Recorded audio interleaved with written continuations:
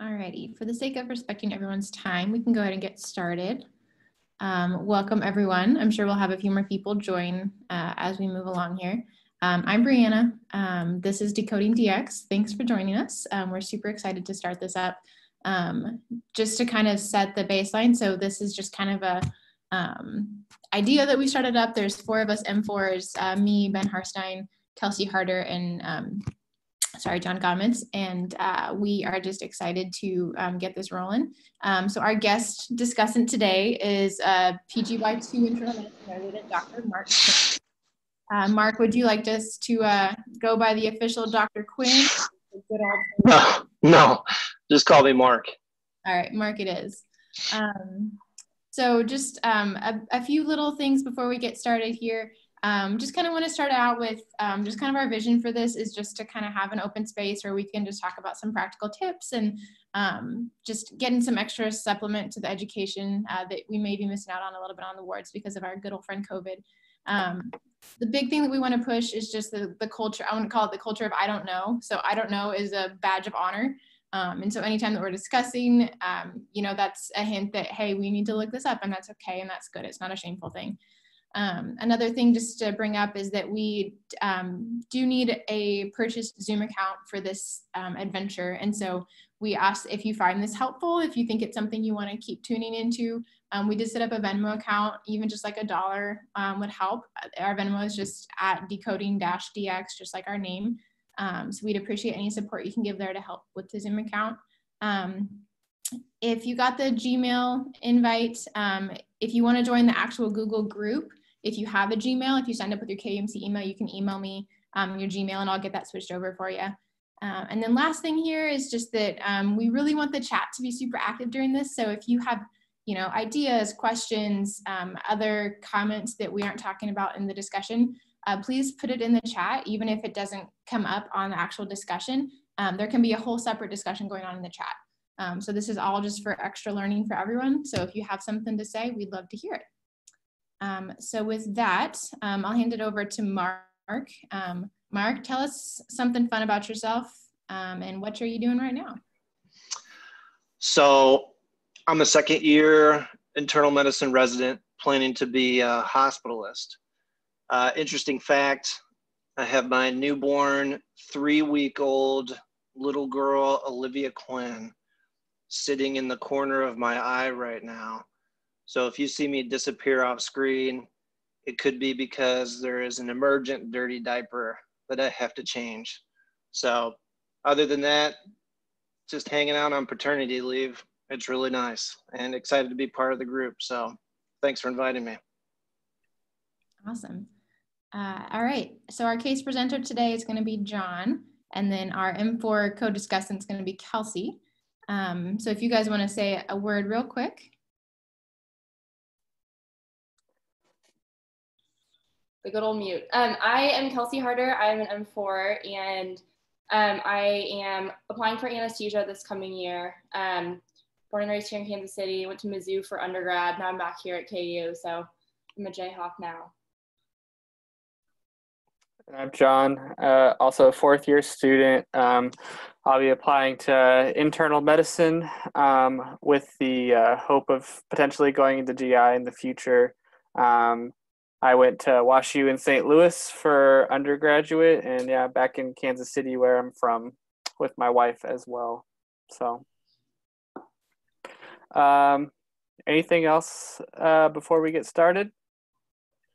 Only last thing is that we'd love to have an M3 join the discussion. If no one volunteers, I'm sure Kelsey and Mark will for sure fill our time, but we'd love to have an M3 join the discussion. So if anyone wants to volunteer, go ahead and put it in the chat, and then we'll incorporate you into the discussion at that point. But for the sake of getting started, John, why don't you take us off with the start of the case? And I'll share the screen here. Absolutely. I'll wait for you to get the...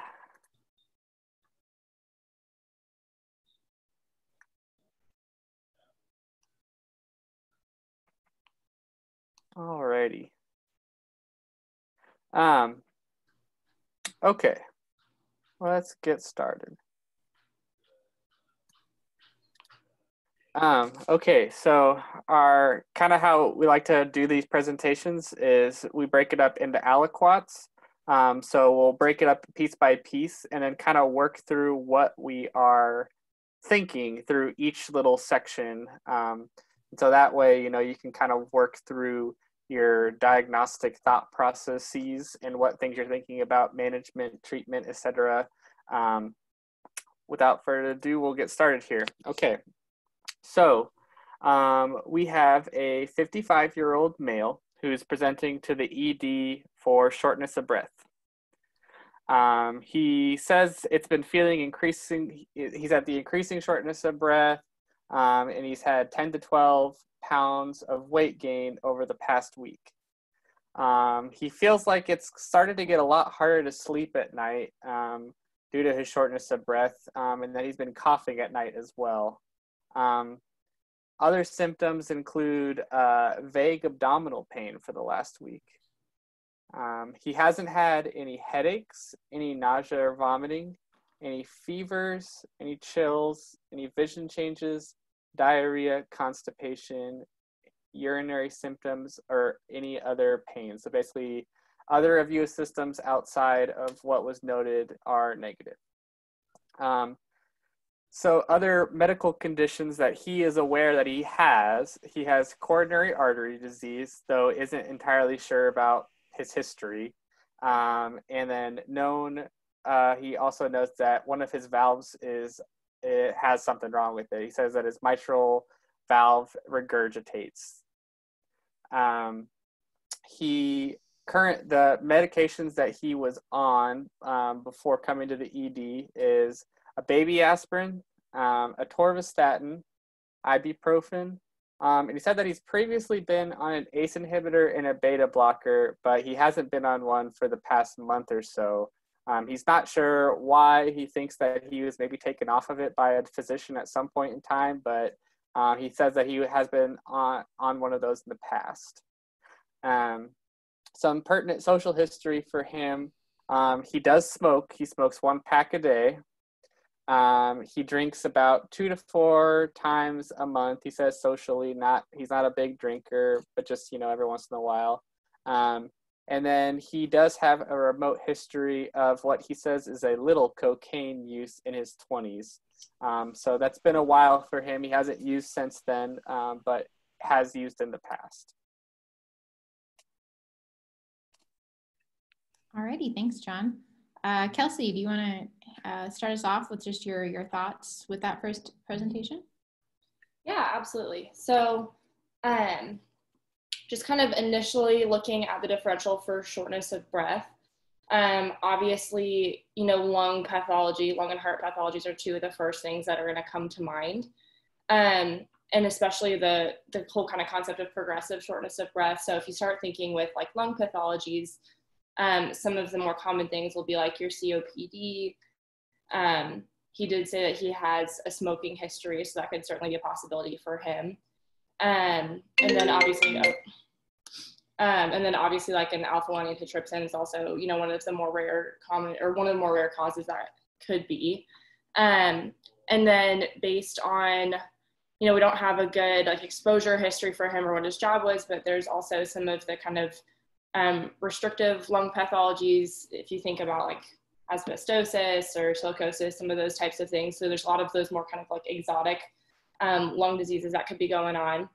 And then also another big one would be anything that could be causing like a fluid overload, causing pulmonary edema. And so that could be a variety of different like systemic type things. So you have your heart failure, liver and kidney diseases where you're having volume overload and or loss of albumin, and so you're losing that oncotic pressure and you can have fluids leaking out into the lungs. So that can be another cause of the shortness of breath.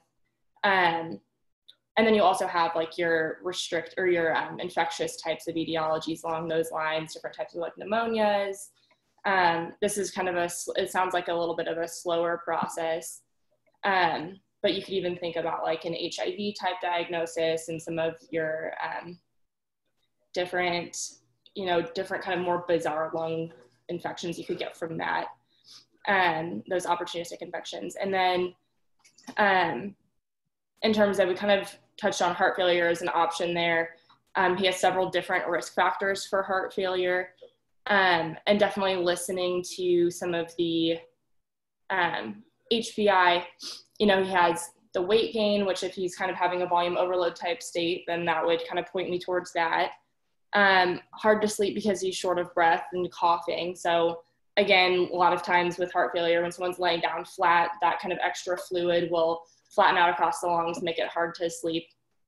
And then, let's see, with the vague abdominal pain, again, that can be, we talked about liver disease being a possible cause of volume overload, but also like a heart-related, like a heart failure type 1 could cause fluid backup, and you can get some edema, some abdominal edema, and that can cause the pain as well. Let's see. In terms of his, history and risk factors, they all seem pretty cardiac. He has the coronary artery disease, he has the mitral valve disease. And so those both would kind of point towards possible, cardiomyopathy and heart failure type pictures. And then same thing with the ACE inhibitor and the beta blocker. He was kind of saying, he was on this for a while, not totally sure why, not totally sure why we stopped it. And so, but those could point towards, maybe he had a diagnosis of heart failure, and, he didn't totally know. That was why he was on those. So that's definitely a possibility there. Let's see, that's pretty much all just kind of my thoughts right off the bat with that. Yeah, I think those are all really great thoughts. Oh, Mark has the little baby with him now. Yeah, we've got little Olivia. She was starting to grunt a little bit, so we're gonna do tag team decoding diagnosis. More the merrier. So we'll see. Yeah. All right, John, do you want to give us a little more info?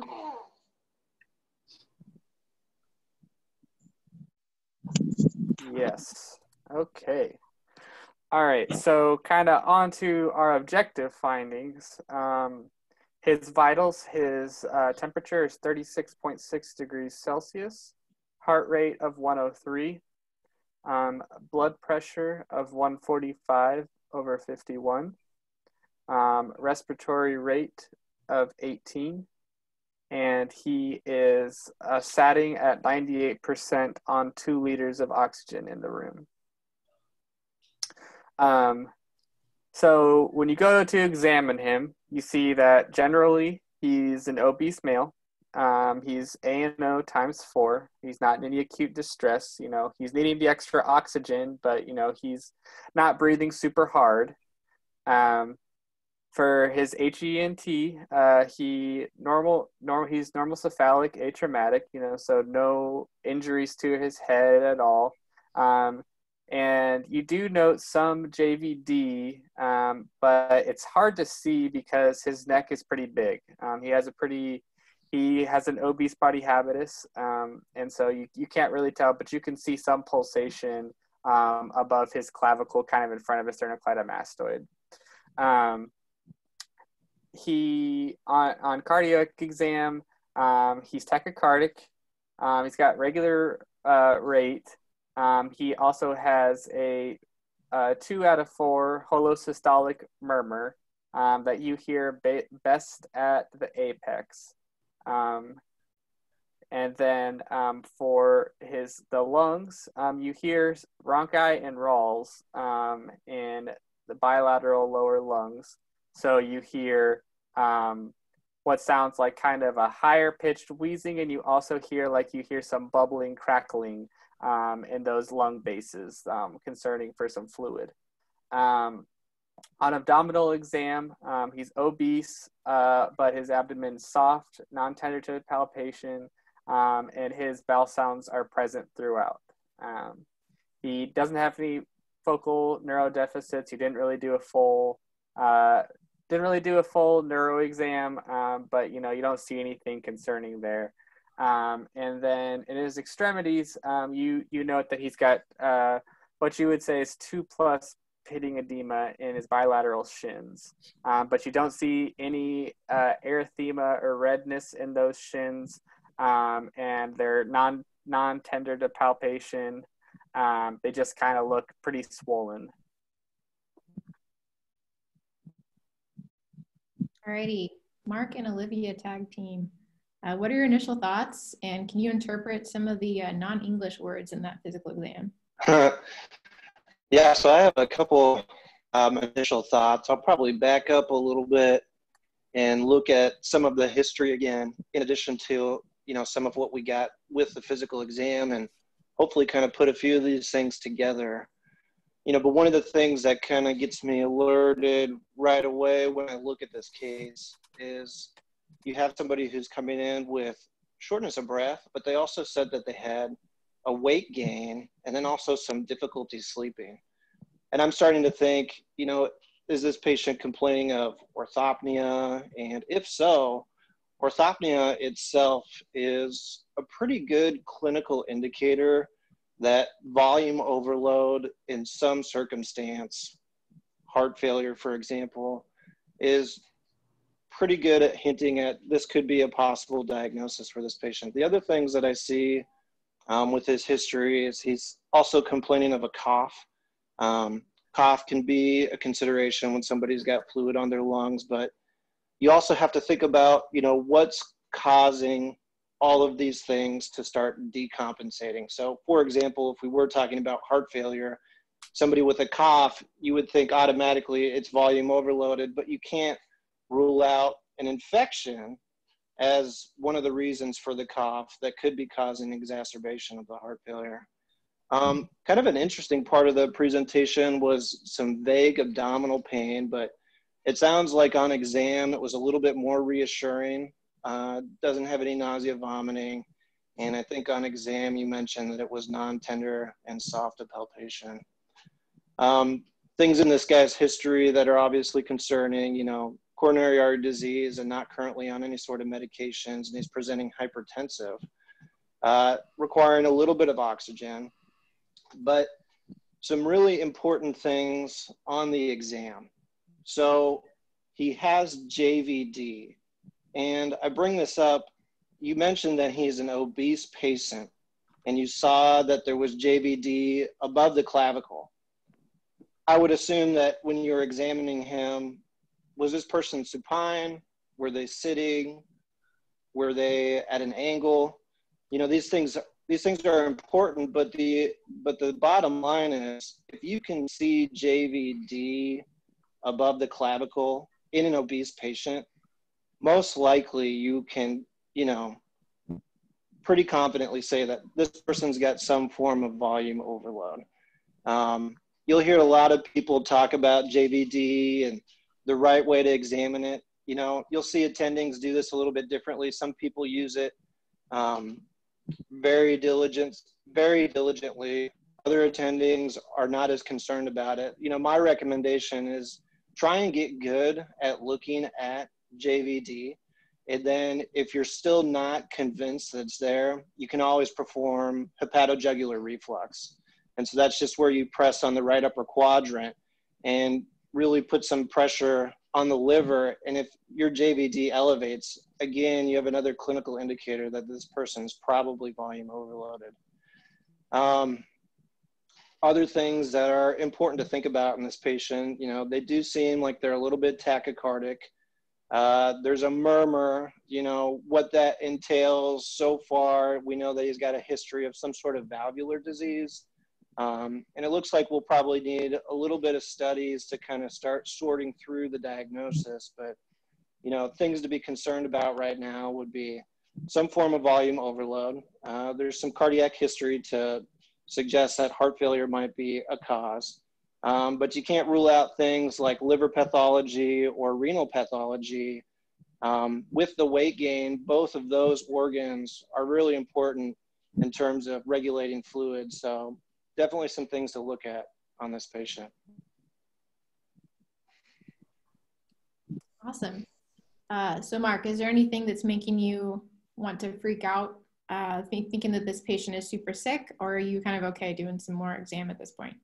I'm not freaking out right now. The blood pressure, so you got 145/51 on a little bit of oxygen, but doesn't appear to be in too much distress. But I definitely think that this patient is sick and deserves a workup, especially with new onset shortness of breath that's progressively worsening in the setting of a 10-pound weight gain. So I would, seeing this patient in the emergency room, probably start getting an initial workup and then considering admission depending on what we find. Awesome. So at this point, we're about halfway through. So I just wanted to ask Kelsey and Mark, what do you guys think about kind of a problem representation at this point? How would you summarize this patient in a way to just kind of get your thoughts together in kind of a one-liner, but just a relevant one-liner to help make sure that we're not missing anything? Yeah, we got a 55-year-old patient with progressive shortness of breath and weight gain, who's presenting to the emergency room with evidence of possible volume overload on physical exam.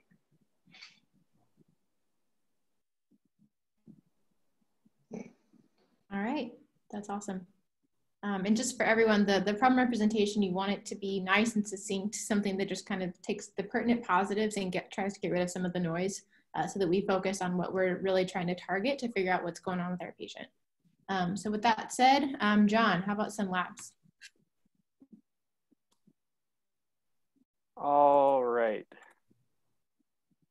Okay, so you get a CBC, you get a CMP, you get a troponin, and you get a BMP. You get a pretty standard workup for somebody who's coming in with potentially cardiac concerns, and just about any patient you're ever going to see ever. So his white count is 7.3 with a normal differential. His hemoglobin is 12.2, and his platelets are 138. Sodium of 137, potassium of 3.9, chloride of 101, bicarb of 26, BUN of 13, creatinine of 0.92, and a glucose of 83. His AST is 23, ALT is 8. He's got a bilirubin of 1.8, and he's got an alk phos of 127. Albumin is 4, and then his troponin was 0.00. So you won't be getting any other part of that lab as well, because sometimes you would trend that. And then his BMP was 772. And then a normal reference range for that would be 0 to 100. So that is elevated. You also got some imaging on him. You got an EKG.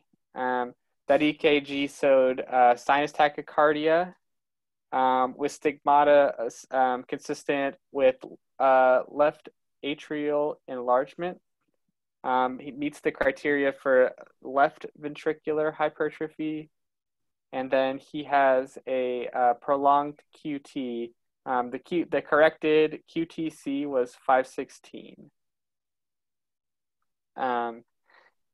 Chest X-ray, also got that for him. That showed cardiomegaly with pulmonary vein congestion.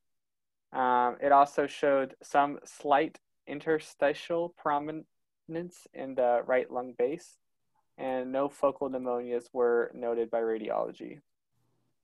The last bit of imaging that you got was a transthoracic echo, and that showed moderate to severe mitral regurg, mild aortic regurg, a dilated left ventricle, and global hypokinesis of the left ventricle.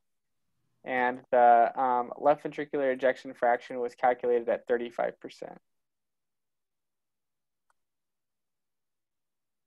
All right, Kelsey, tell me what you think. And I know I've heard a lot of controversy about that BNP. So should I even care about that BNP? What do you think? Yes. Okay. So I actually might kind of almost work backwards on some of these, because I think the echo is the most kind of slam dunk in terms of narrowing into what we think is going on. Because I think it's helpful to like look at the labs in the context of what's going on. And so are you highlighting all the abnormals too in the lab values? Okay, a couple of them looked a little bit borderline, so that's helpful. Okay, so for the echo, that EF of 35% obviously jumps out at me right away as being reduced. And so we can look at that and say, he has a heart failure with reduced ejection fraction in the context of the volume overload that he has, shortness of breath, the symptoms, it all kind of fits in and kind of makes that picture really obvious. And so I wanted to bring that up to kind of talk about what labs to look at in the setting of it to kind of figure out how sick he really is, and also to kind of tie back into his history and look at what's causing this. Because with heart failure, you have to really look at like two things that I've been kind of learning on the heart failure rotation I'm on right now.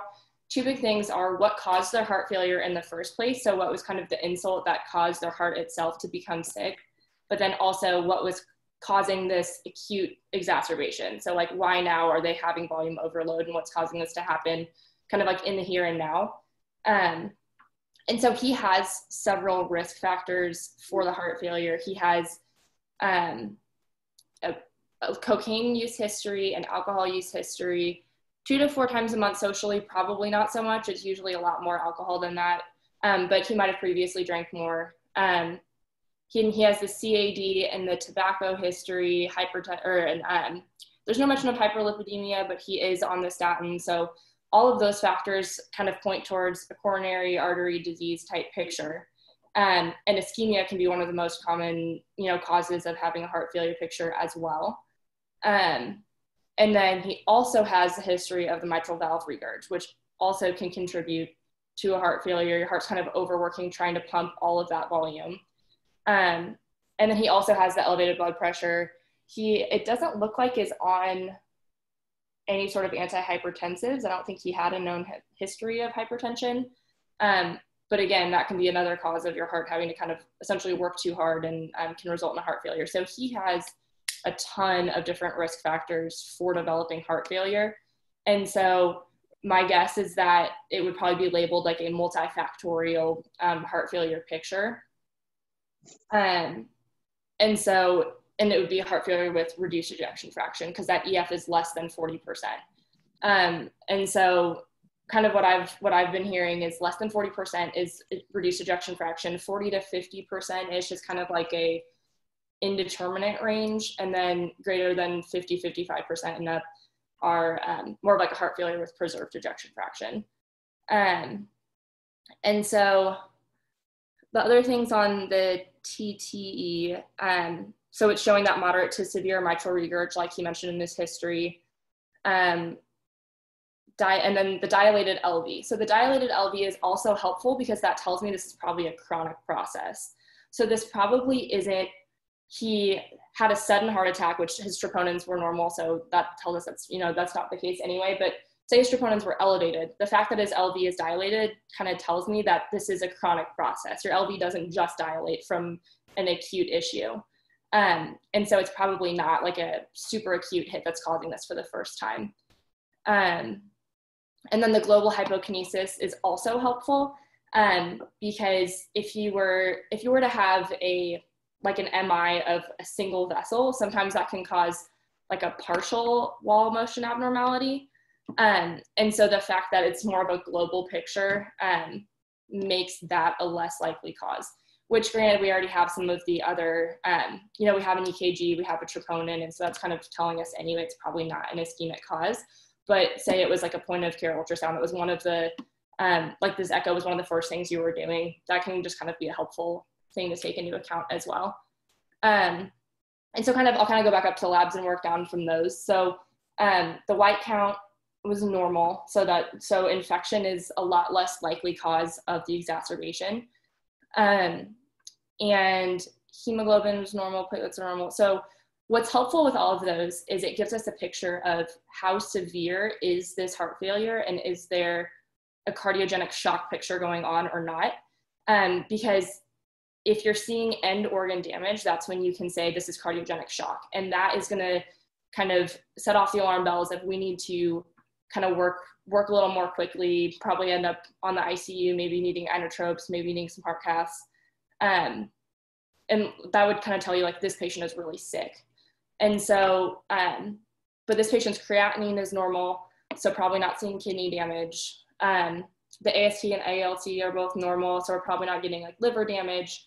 We didn't get a lactic acid, but that's another really helpful marker of whether or not the patient's having end organ damage. So those are all really helpful kind of markers of how sick is this patient and how many medicines interventions do we need to kind of consider starting right away in order to intervene and get perfusion again. So it's helpful to know those are all normal for those reasons. And then with the BNP, and I'll let Mark kind of add on this about, I don't know what you've heard in terms of like helpful versus not helpful. I've seen a lot of it used for just the sake of like trending in the hospital. So just to kind of see, and for anyone that I know there's some M1s maybe on here too. So BNP is just kind of a marker, like when the heart dilates and kind of stretches, and the BNP level will go up. Is kind of the basic thought behind it. And so it's definitely elevated, which is just kind of another marker that's pointing us towards heart failure, volume overload going on. And then for the EKG, that gives us a lot of helpful information as well in terms of the kind of like etiology, what's going on type picture. And so like I mentioned, an ischemic type picture can be a cause of an acute heart failure exacerbation or just acute heart failure in general. And so we don't see ST elevations or like other signs of ischemia. So that's really helpful. And then he's in sinus tach. And so that's also really helpful because you can have like an atrial fibrillation or atrial flutter that causes like a tachycardia induced cardiomyopathy.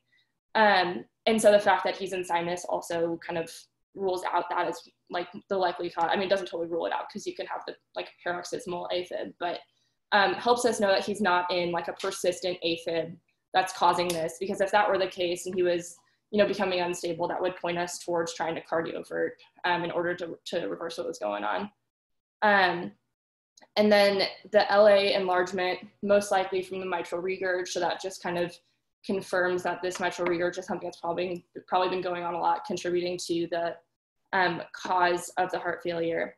And then the LV hypertrophy, I kind of had mentioned that hypertension is one of the most causes of heart failure as well. And so the LV hypertrophy could certainly be from a hypertension-induced cause. And so that just tells us that the hypertension's probably been going on for a while, even though he doesn't have a diagnosis, isn't on any meds. That tells us it's probably been going on for a while. And then I'm actually not sure about like infiltrative processes because that'll decrease the size of the LV. I'm not sure if that causes like EKG LV hypertrophy or not. But certainly like amyloidosis, some of those types of like infiltrative processes can be another cause of heart failure.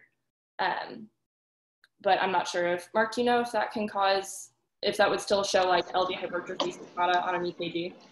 Yeah, I think that a lot of times with amyloidosis, I don't think you see a lot of LVH or hypertrophy on the EKG. That's a pretty specific world. But I don't think usually that's something that you would find on the EKG. Right. Okay. So that's really all. Oh, I guess I didn't really talk much about the chest x-ray, but chest x-ray, the cardiomegaly, again, that really helps it point towards the heart failure picture. That's definitely not like a requirement for diagnosis. The echo is definitely kind of the more helpful of the two studies. But like, I mean, everyone is going to get a chest x-ray with this picture. And it just helps us to, we can see the pulmonary vein congestion in the interstitial prominence of the right lower lobe, no focal consolidation. So those all just point towards, again, the volume overload and the pulmonary edema that he's having from the fluid backup from the heart failure. But that is helpful too for, if we were thinking of like a pneumonia or something like that. If we thought something like that was going on, especially if we had an elevated white count, that would just be helpful for localizing a pneumonia. So I think that's all the thoughts I have on that so far. Yeah, that was a really great run through of that patient. Bree, did you have something you wanted to say? I had a couple other thoughts I was going to throw to you pivot off of. As to ask you to include as part of with your thoughts. Would you want to send this guy for a TEE? And if so, would you have started with that, or would you start with a TTE in everyone? I think in this patient, transthoracic echocardiogram is totally appropriate for an initial workup. As far as the TEE is concerned, you know, one thing that I was encouraged by is we saw the white count and it was low. You know, if you were concerned about endocarditis, that would definitely be a reason to start with the TEE, the transesophageal echocardiogram.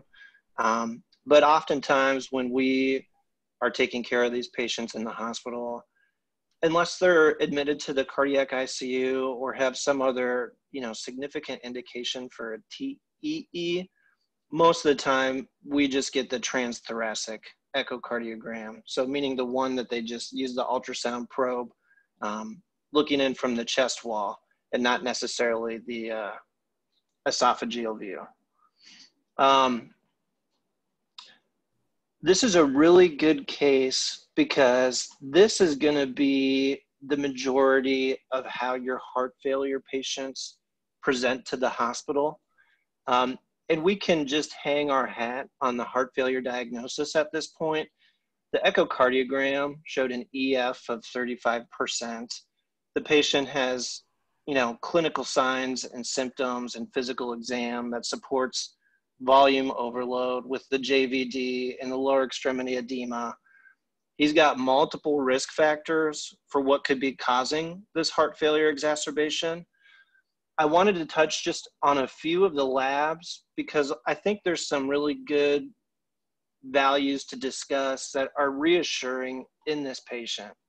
So starting with the CBC, you know, his white count was fine, so that kind of gets rid of the concern for infection. His hemoglobin was 12.2. Anemia by itself can be a cause for heart failure. And in fact, there's a lot of data to support treating anemia aggressively in heart failure patients with IV iron or iron supplementation.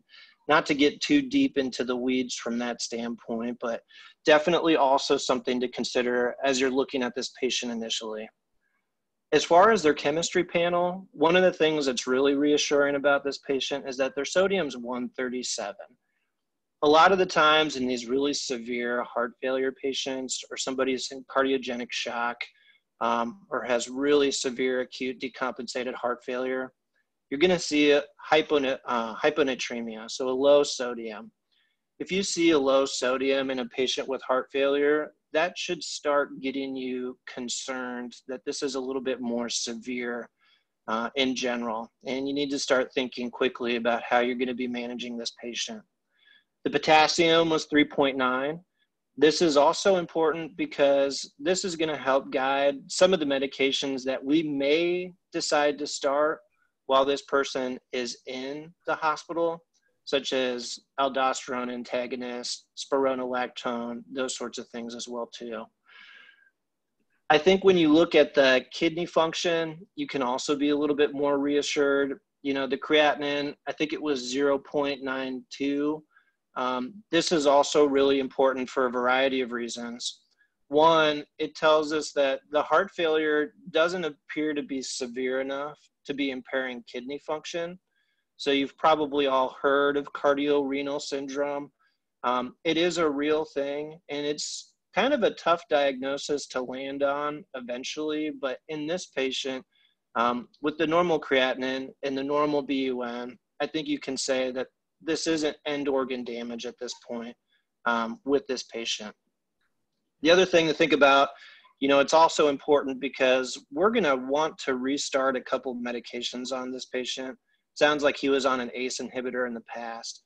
So with normal kidney function, this already kind of sets us up to have good treatment goals for this patient while he's in the hospital. A few other things I wanted to touch on. In severe heart failure, you can see hepatic congestion. This is also a really bad sign. This patient's AST, ALT, and bilirubin levels were all normal.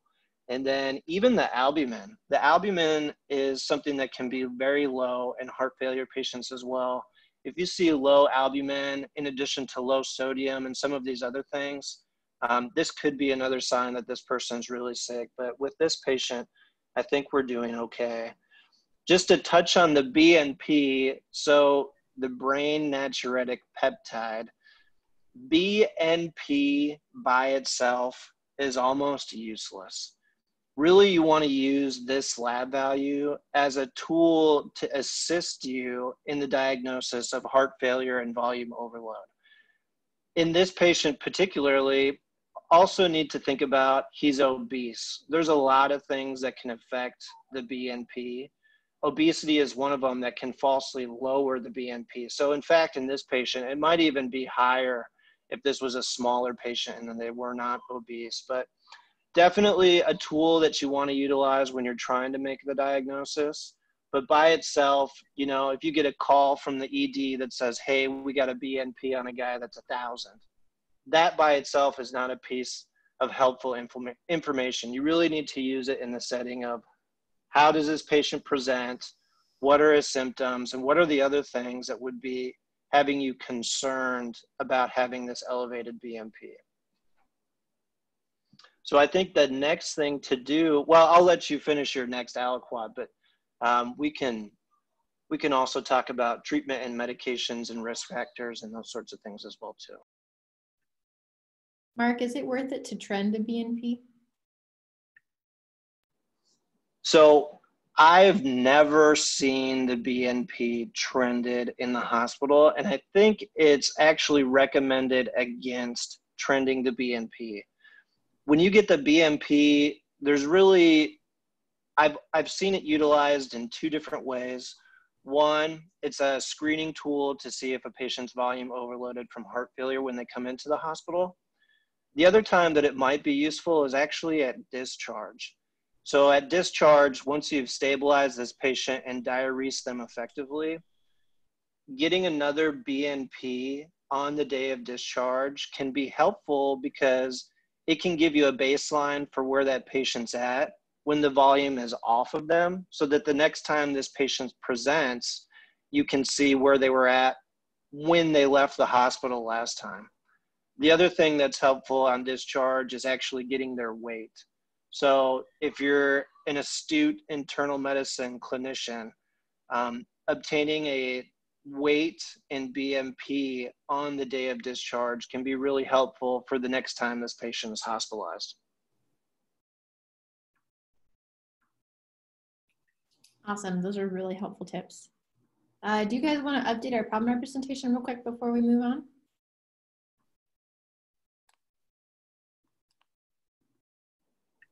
I'll let you take this one. Sorry, my chat boxes were like covering it and I couldn't see what it said right now. So let's see.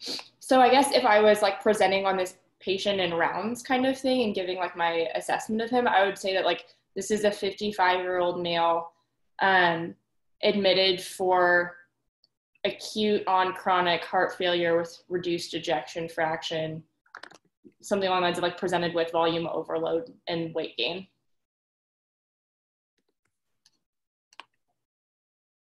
And I can talk a little bit too. I don't know if it might be better to do after we talk about like management, but I could talk a little bit too about like presenting a heart failure patient on rounds and what kind of things are really helpful to include and that sort of thing. I think that could be helpful too, but I can wait on that. Yeah, let's go through some of the initial management and then I'd love to hear your thoughts on that as well. All right, John, you're up. All righty. Okay, so we've kind of made our diagnosis at this point. We think that he's in heart failure. Well, we kind of know he's in heart failure with his reduced EF. We start him out on 80 milligrams of IV Lasix, or furosemide, the generic name, in the ED. And then ED calls to admit him to the internal medicine service. While he's on the internal medicine service, he started on Lasix 80 milligrams BID. And he's also given a fluid restriction of 1.5 liters. He gets strict I's and O's. He gets daily mags in addition to CMPs, and then also gets daily weights. And then finally, with the initial management, is that the heart failure cardiology service is consulted for additional evaluation. And then kind of to close up the kind of disposition resolution picture for him. So he had a complete workup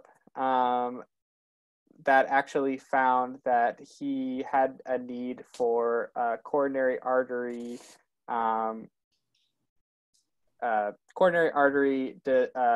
disease intervention. And so he had multi-vessel stenosis, and so was actually started getting a workup for a triple bypass, and then also had mitral valve repair. And so when he was discharged on Bumex or bumetanide, 1 gram twice daily, lisinopril 10 milligrams daily, and then also had a follow-up appointment 5 days after hospital discharge. And so that's kind of what ended up happening for him. But just to kind of give a little bit more detail, also kind of getting into a little bit more of what Kelsey's probably talked about. But when you think about his history of coronary artery disease, part of that workup for acute heart failure is usually an ischemic evaluation, especially if we don't have a history of if he's ever had cardiac catheterizations. So likely he would get an ischemic evaluation that probably would have led to a left and right heart cath in this guy especially. And that would be where they would have seen the coronary artery disease. And then with more than one vessel involved, it's more likely that you won't be stenting that, and instead you'll be doing a bypass. But that's kind of beyond the scope of what we're really focusing on. That's just kind of to tie that up a little bit. Awesome. There's a lot of meat there. So as far as like practical management in the hospital, Kelsey, what's the deal with like Lasix, like IV versus oral? I guess Mark, if you want to start this one off, since Kelsey gave a lot of chunk last time, but either one, whichever you guys think. How do you decide how much Lasix to start someone on? Do you always do Lasix? And what's up with the fluid restriction and all that kind of jazz? How do you sort through all those numbers? Yeah, great question. So when you're approaching a heart failure patient, the first thing that you have to start deciding when you're going to manage this patient is, how am I going to diurese them? How am I going to get this fluid off? And what kind of goal-directed medical therapy am I going to start this patient on while they're in the hospital? Heart failure management is a massive topic. There is more research in the treatment of heart failure than I think is probably existent in any other area of medicine. Maybe cancer and oncology, but certainly this is a large scope. So for the most part, thinking about this from the standpoint of the most common heart failure presentation like we have here, somebody's coming in with some volume overload, a little bit of shortness of breath.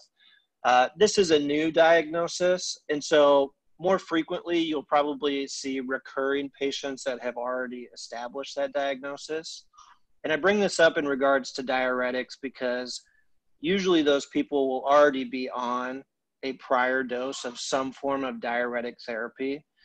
And when you're diuresing your patient for the first time, typically what's done is they take the oral diuretic regimen and they either double or triple that and give it in the IV form. So for example, if you had somebody on 40 milligrams, I have a baby crying. If you had somebody who was on 40 milligrams of Lasix orally once or twice daily, you could easily double that dose. So go from 40 to 80 milligrams and give it IV. This is the most common thing that we do in the internal medicine service.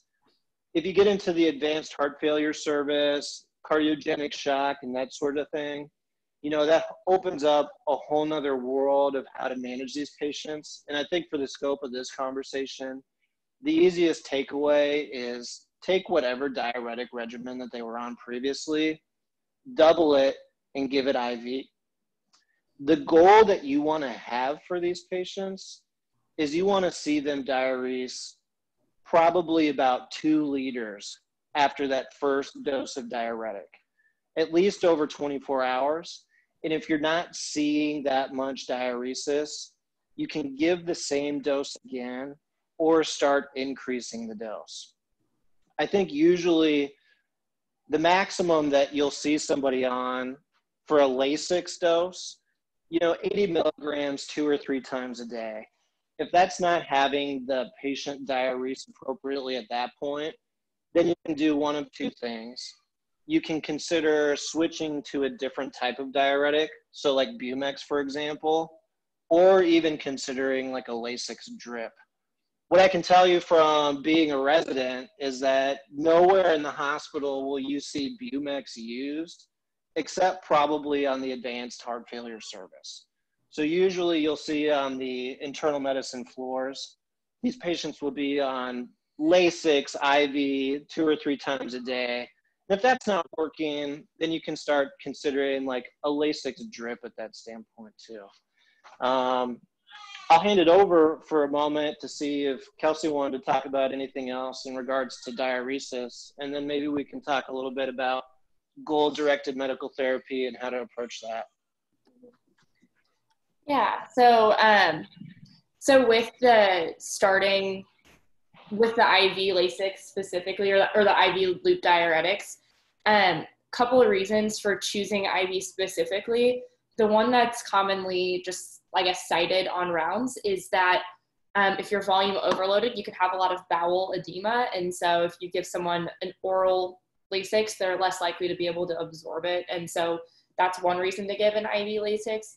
And another one that I think has been kind of more recently been kind of talked about is that there also seems to be a pulmonary, like vasodilatory effect from the IV Lasix, that just the loading dose you get from an IV is able to achieve concentrations high enough to have that effect that just an oral Lasix wouldn't achieve.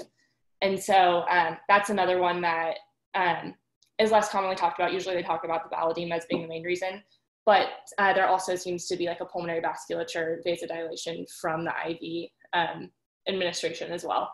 And then I know Mark mentioned if someone has a home dose, you can double it and use that as a good starting point. And I'm not sure if we mentioned, but the oral to IV conversion is that, so say you had like 40 of oral Lasix, that would be the equivalent of 20, or yeah, 40 of oral is the equivalent of 20 of IV Lasix. And so if you're switching from oral to IV and then doubling it, it's essentially equivalent. So 40 of oral Lasix would be 20 of IV, and then double that, so it'd be 40 of IV Lasix. So it makes it kind of an easy conversion for that, kind of where to start. And then the Bumex doses are a lot smaller. They're like 1 or 2. So they sound like they're a lot smaller, but just a lot more potent. And then I've heard of torsemide being used as well, but I don't think I've seen it at KU at all. And then there was something else that, I know Mark was talking about like fluid goals. And so like intakes and outputs are obviously really strictly kept so that we can use like kind of 2 liter goal. It's also really helpful and this is for if you're following and presenting on these patients too, just to follow them clinically and be able to say, I heard crackles yesterday, they're a lot improved yesterday, or a lot improved today from yesterday. And then also looking at and measuring the JVD. And so the best way to do that is if you have the patient at about a 30-degree incline, and then you can measure from kind of their sternal notch. The sternal notch of that is about 5 centimeters above the heart. And so you can shine the light at an angle and look for where the pulsation goes up their neck. And then measure how high above the sternal notch you're seeing that highest pulsation. And so, and that's not like from here to here, and they're kind of like laying back. And so it's kind of like straight up off the ground, essentially, how many centimeters straight up does the pulsation go. And if they're super volume overloaded and you're not seeing it at all, you can try sitting them up a little bit and it might drop down and you'll be able to see it. But 30 degrees is kind of a generally pretty good angle to start at. And so it's really helpful, and your attendings will love it if you actually try to present a number instead of just saying, oh, I see JVD, because then you can follow it and trend it for the following days. And then also if it's like an advanced heart failure patient where they went for a right heart cath, they'll oftentimes have a swan catheter in which case you can actually report the number that the swan is giving you. And so the central venous pressure itself, the number will be reported, and you can just say what it is, which makes it really nice. And then you can diurese based on the numbers that the swan, or the PA catheter, I guess, is the more technical name for the swan. But you can report what the actual numbers are that you're seeing in diurese according to that.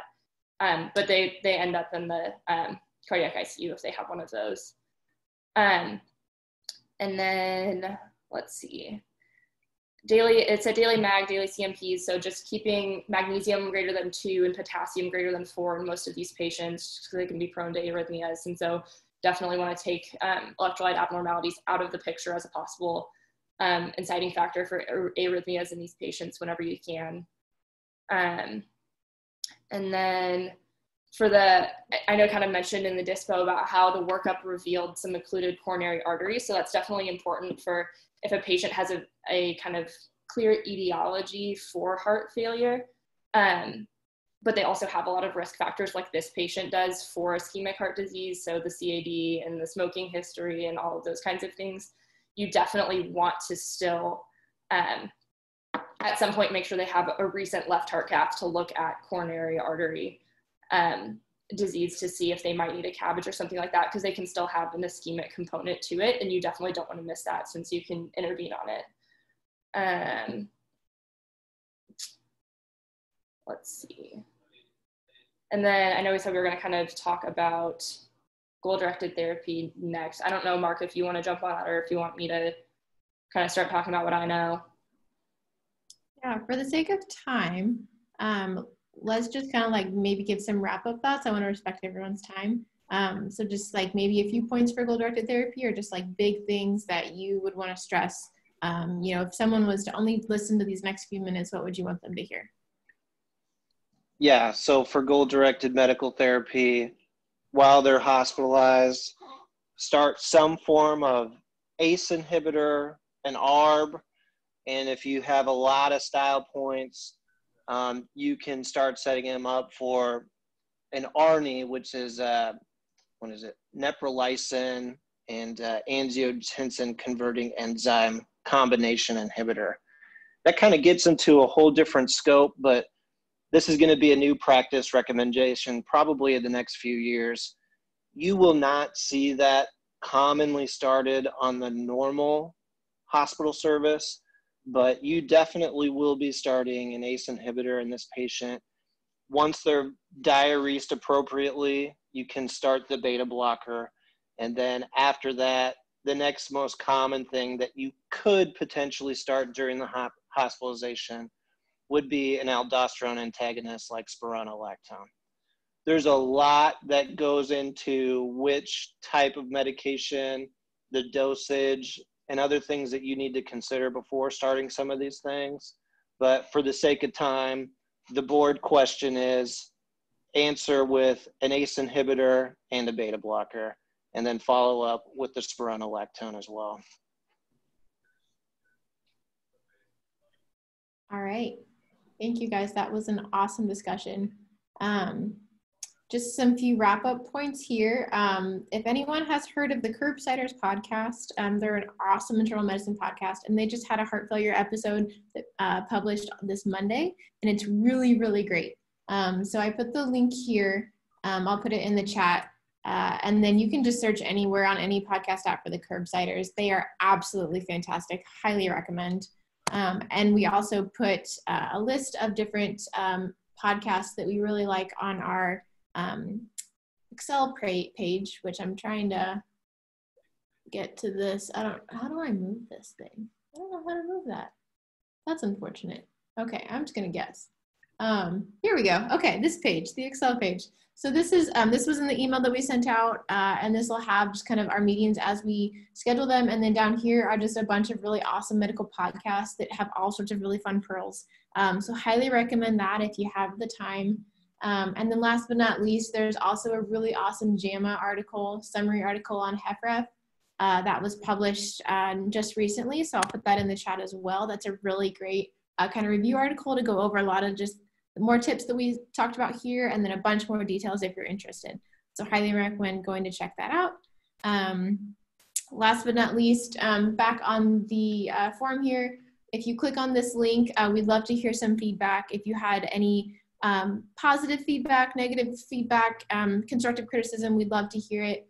Also, if you know anyone that isn't on the list or on the meeting here and would like to join, you can add your email there. And then last but not least, we will be starting a YouTube channel. You can search us, just Decoding DX, and we'll be putting these up so that you can go ahead and watch the videos if you aren't able to make it. Also, let us know if this is an okay time. We wanted to kind of shoot for that mid-between for people that have kiddos to get home, but also want to catch it after wards or clinics. So let us know if this worked for you, if you'd like a better time, and we'll kind of do this as we go. Does anyone have any final comments, questions, concerns, fun facts?